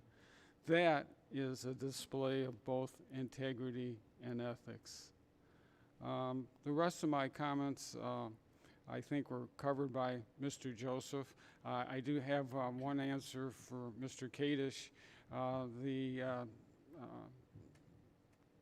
Charter Township Act, Michigan Charter Township Act, gives a charter township the right to create an SAD, and either by vote or by board majority, they can ask for up to 10 mils in funding for public safety department.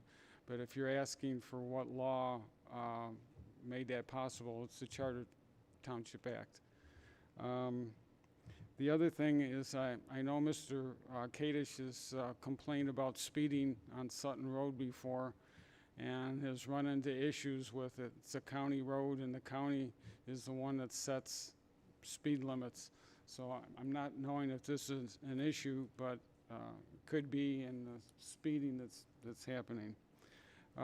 Rest of my comments, I'll wait till next board meeting because I'm kind of interested in the dedication for the Weber Paddle Park and what shakes out financially before I continue my comments on that, because we're pretty close to the end and we're pretty close to being spent. So I'll save this for the next board meeting. Thank you. Clerk Berry. Thank you, Mr. Supervisor. The Clerk's Department has taken a very proactive approach to trying to correct any misinformation that is being circulated on social media or even in the regular press regarding changes coming to the election, how elections are administered, how votes are counted, when they are counted, and so on and so forth. It's very discouraging for many clerks. I know it's very confusing for a lot of our voters and the public when it seems as if the courts and the legislature is changing the rules in the middle of the game. That makes it very difficult for us to continue to provide exceptional service when it comes to administering elections. But clerks are used to kind of rolling with the punches. We are often faced with challenges and changes at the last minute, crises on election day all the time. So, however, we know that a lot of the information is confusing. And what is happening with the advent of social media is that you have a lot of misinformation and a lot of confusion that runs rampant. And you have one person running with something, making an assumption based on limited information or based on incorrect information, and then all of a sudden you have a massive amount of individuals who have the wrong information. And we are taking a very proactive approach. We have changed our platform on our social media. We are being more proactive and progressive in the material that we're putting out and the content that we are putting out. We try every day. It seems every day there are new things that come out that are wrong, that people are misunderstanding, and we are doing our best to combat those.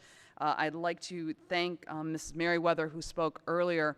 She has really been tirelessly trying to combat the misinformation that she sees and trying to correct individuals, making sure people have the right information, and then going even the extra mile in contacting us to let us know that. And we appreciate that so much. As much as we try to monitor all of that information, it's very, very difficult because there are literally millions of sites and avenues where people are getting information from out there, and we just can't police them all. So thank you very much. If you have any questions or you see anything that is concerning on social media, please contact our office, myself, Deputy Clerk Niza, or Elections Coordinator Gomez. If you find any information that is confusing, is erroneous, please let us know that, and we now have someone who is dedicated to chasing down that information, correcting it, and we are trying our best to be proactive on our end. To that end, we are also going to be releasing a series of public service announcements with regards to not only how the process works, also allowing you to see on video how that process works here in Chesterfield Township, which will hopefully alleviate any additional concerns or questions. And then in addition to that, asking or allowing individuals to ask us questions in a forum as well. So we are trying everything that we can do from every medium, whether it be electronically on social media, through printed material, through phone calls. We are going to do our best to take a multi-sensory approach to disseminating as much accurate information as we can, and hopefully we will be able to clarify any concerns, any confusion, and any misinformation that's currently out there on social media. We know it's difficult. We know you're seeing and hearing a lot of things in the press that don't seem to make sense or that seem to be changing the rules, and we're going to do our best to keep everyone updated. As the Bureau of Elections comes out with any directives, we are also going to share those with you as well. So please bear with us, and we ask for your cooperation to contact us and alert us to any information that you may see that we need to be aware of. Thank you. Thank you. I think the board answered most of those questions. I do want to focus on two of them, though, that I don't think I could use a little deeper dive. One is the Salt River. There's no question that it's been an issue of mine for 20 years. You look at other watersheds. You go to the north, to the Bell and the Pine, and you see what municipalities are doing with those watersheds. Columbus Township's got an amazing park setting on the Bell River, and you continue to go downstream of the Bell River and utilizing those waterways. You move further north to the Pine, in St. Clair County, similar type uses of that waterway. You go to the south to the Clinton River, what an amazing job they've done in Sterling Heights. And if you haven't seen, and this was done with a millage, a very substantial investment of what they did at Dodge Park to that floodplain in that waterway. Now, this is all a little late to the game in Clinton Township, but the effort they've done to clean up that waterway is amazing. Then you look at the Salt River. Ends here in Chesterfield. Begins, it's a smaller watershed. It begins up by Richmond. It goes through Lenox, New Haven, and a big chunk of it through Chesterfield. Zero investment ever. So a lot is happening on the Salt River watershed. Mr. Kadich, you were here for every one of those discussions, every one of those meetings. It truly is a we with this board, even though it's was a little bumpy along the way, but it's a we. We focused on that Salt River, and we're going to continue to focus on that Salt River in a short period of time. First thing that got done was the bridge with character as kind of a bookend. Moving south of there's bigger discussions going on with planning on that marina district. However, moving north, you bring in the Salt River Marsh. This is an EPA project. This is a state-owned piece of land, and it has a tremendous amount of phragmites. Zero progress until the last 4 years. That project is moving forward. However, it's owned by the state. The property is owned by the state. It's going to be funded by the EPA, and we're well aware of it. Now the water level comes up, changes the game, kills these phragmites a little bit. No question there needs to be a long-term plan to manage those phragmites. Unfortunately, it's bigger than Chesterfield. That is a massive piece of acreage, a massive undertaking that we do not have the budget for. And we cannot do it without partners like the EPA and like the state of Michigan. So there's no question that's going to be done, and there's no question that's more's been done on that floodplain than has been in the history of our township. So then you move north from there. You get the Salt River Nature Center. Some of you have seen it. Some of you have walked it. It is it's kind of like a baby little project there, but you're seeing the path opened up. And again, a bunch of Salt River frontage that, yes, it's overgrown. Yes, there's trees falling in there. Well, we didn't necessarily see them before because it's not getting the use. Again, the progress getting made there. It's my vision to continue moving up that watershed. We have an opportunity to do something very special with the Salt River. The next piece would be the Salt River Golf Course. Trustee Joseph and I are both passionate about this. And this is one, when I did reach out to him, that I think there's a lane there to preserve that golf course in some form as a recreational area. And it's a big lift. It's going to be bigger than us as well, so hence we're going to need partners. And it's going to take a whole lot of coordination. You move up from there, that Salt River connects right through one of our most amazing assets, which is Pollard Park, after it goes under 94 and under Washington, which is also going to be in line for another bridge in the relatively near future that is federally funded.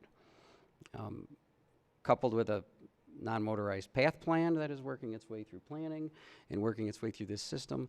That Salt River watershed has been a focus of this board. I'm proud of the progress we've made on just about everything. I'll take John Spica's comments. I look forward to where we were to where we are. I'm proud of everyone, but that Salt River frontage and the water, the stuff we've done on the waterfront, it's hard to say I'm proudest of which accomplishment this board has done I'm most proud of, but that one is way top of the list because we are preserving and protecting that watershed forever. Senior Center. As we move forward, I do know Rita very well. I do know that private funds for the vision of a senior center gym. There is no question that one of the problems or one of the obstacles in something that's holding Chesterfield back is a recreation center. We have outgrown our youth center. We are partnering, again, these are big asks and big lifts without a Parks and Rec millage, which we do not have. So attempting to do this without the millages that other people have, and I think it can be done, you've got to get partnerships. So COVID hits. There's a lot going on with leisure services, parks and recreation, and senior center. Their programs are being expanded. There's a outdoor senior complex going in addition over there. There is no taking over the senior center. There is no pulling back on those programs. It's actually just the opposite. No single department was hit harder from a day-to-day operations than leisure services, and especially the senior population and the change that took. Now there's opportunity in the ashes, fortunately. We don't have a Macomb Township style recreation center. The fact that we don't have that might let us take a step back post-COVID and design the right recreation center in concert with that need, and that is a gymnasium for the seniors in a way that is affordable and that is adaptive to the new reality of the world that we live in. So those are two that I wanted to touch base on. Again, I would ask to keep your thoughts and prayers on the Morset family. What a heartbreaking accident and tragedy for our township. Our next board meeting is September, oh, no, it isn't. Today's September 22nd. October 6th, 2020 at 7 p.m. Do I have a motion to adjourn? Motion to adjourn. Motion by trustee Demink, support by trustee Vosberg to adjourn. All those in favor signify by saying aye. Aye. Opposed by saying nay. We are adjourned at 8:58 p.m.